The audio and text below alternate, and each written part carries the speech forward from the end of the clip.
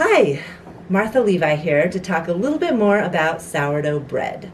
So here I have a loaf of store-bought bread leavened by yeast, baker's yeast. This is a packet of your typical yeast you would find at the grocery store to make bread. Fleischmann's active dry yeast. We used Fleischmann all growing up. Great baker's yeast. And then I have a loaf of whole wheat sourdough that I made, and what I leaven it with is a jar of sourdough start, which is just flour and water mixed together. So I just want to talk about the difference between these two leavening agents, what they do and what they do for your bread, and then what they do in your body when you consume them.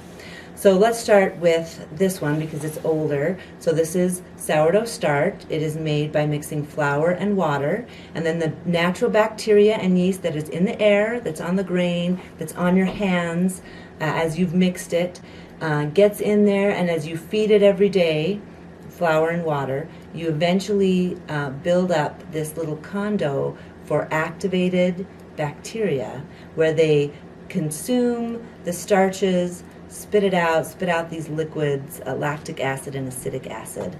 And the yeast works in tandem with the bacteria, produces carbon dioxide, so it bubbles up, and that is what leavens the sourdough bread. It also, when you mix it in your bread dough, will help to break down any irritants, natural irritants that might be in the wheat, like gluten. Gluten's a little bit of an irritant, as you may well know, as so many people have gluten intolerance and celiacs and all that stuff. So this helps to process the gluten and make it really digestible for your body. It's also great for diabetics because sourdough bread is really low on the glycemic index. Because of that, lactic acid and acetic acid slows down your digestion, breaks everything up, so you can get all the nutrients out of it, and goes really slow. So it does a lot of great things for your body. So that is the leavening agent for the sourdough. Now let's compare that to Fleischmann. So this discovered about the time of the Egyptians. We've had this for thousands of years. This was actually invented in the late 1800s. Baker's yeast was. And this bacteria, they're both natural bacteria. This bacteria is called lactobacilli. And this bacteria is I can't remember. I looked before I sat down to video this, but anyway, look it up on Wikipedia. But this is a different kind of a yeast, and this was actually made in a lab. So this kind of yeast has no bacteria, it has no wild bacteria that actually produces any liquid acid like this does. But this yeast bacteria works really, really fast.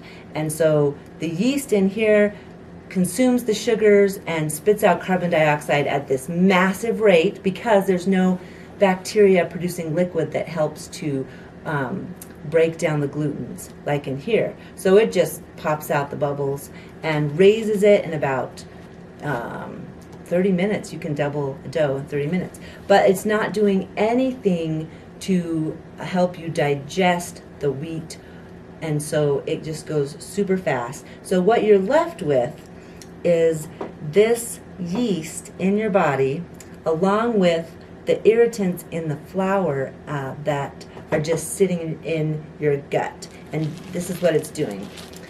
This will get in there and you will process it super fast. It will spike your blood sugar. That's why diabetics, number one thing they can't eat, right? Well, besides sugar, you think about a diabetic and you think, oh, they can't eat sugar. And they can't eat bread because it spikes your blood sugar because of this yeast. And so the yeast also in and of itself can sit in your gut and grow and grow and grow and grow. People will tell you, oh, yeast bacteria dies at like, what is it, 350 or maybe it's 250 degrees. It's dead, so you don't have to worry about it. But what they don't tell you is that when yeast is in distress, it sends out these little spores. It's a coping mechanism so that it can survive, right? So it sends out these spores right before it dies, and the spores turn into more yeast So this thing is filled with baby spores that you're consuming that get in your gut and grow, and you've got this yeast in there that sends all these messages to your brain that they want sugar. More sugar! And pretty soon you've got all of this irritant, this very, very acidic, the bad kind of acid, yeast in there that causes candida, eczema, all sorts of problems in your body.